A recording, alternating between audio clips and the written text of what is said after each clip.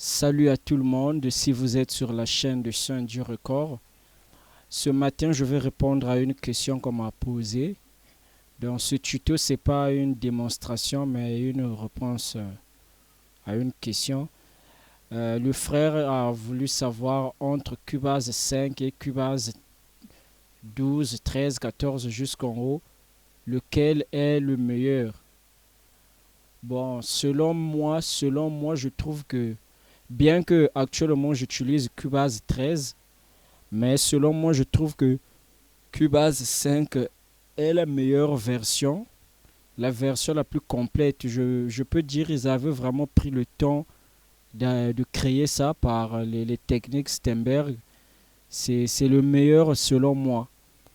Mais sauf que si beaucoup de gens se penchent vers les 13, les 14, c'est parce que Cubase 5 n'a plus de mise à jour. Ces mises à jour ont été désactivées. Du coup, il y a certains plugins qui sont en train de sortir que vous ne pouvez plus utiliser dans Cubase 5, qui ne sont que valables sur Cubase 10, 11 jusqu'à 14 que nous sommes aujourd'hui. Donc, même moi-même, je n'utilise plus Cubase 5, mais cela ne veut pas dire que c'est pas bon. C'est juste par rapport à certains plugins. Il y a des Wave 15 qui sont sortis.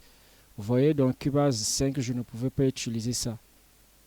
Mais je vous conseillerais de ne pas détester l'un l'autre ou se pencher de l'autre côté. En tant qu'ingénieur beatmaker, vous devez être capable, vous devez faire de votre mieux de maîtriser tous les logiciels d'enregistrement, tels que moi ici, j'ai pas mal de logiciels d'enregistrement. Je les mets ici. J'ai Pro Tools 9 et 10. J'ai Cubase de 5 jusqu'à 14. J'ai Pro Tools, j'ai Studio One, j'ai Ableton.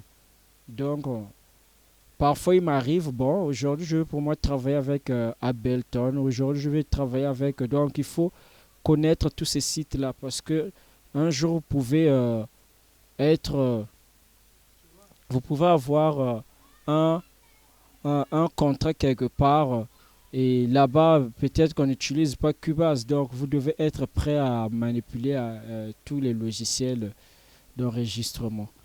Donc, mais au moins j'ai aimé, il y a un logiciel qui est sorti, JBright. Ce logiciel nous permet de convertir aussi les plugins, tels que si je retardais un peu d'utiliser Cubase 13 parce que j'avais mes plugins de 32 bits que j'utilisais dans Cubase 5 qui ne marchait pas ici dans Cubase 13. Mais depuis que j'avais découvert ce plugin JBright, tu peux convertir tes plugins pour les utiliser dans Cubase 13, tout comme les plugins de Cubase 13, tu peux les convertir pour Cubase 5. Donc, c'est un peu ça. Mais le dernier conseil, le mix ne dépend pas du logiciel, hein, c'est votre tête. Vous voyez, c'est la tête qui travaille, les techniques.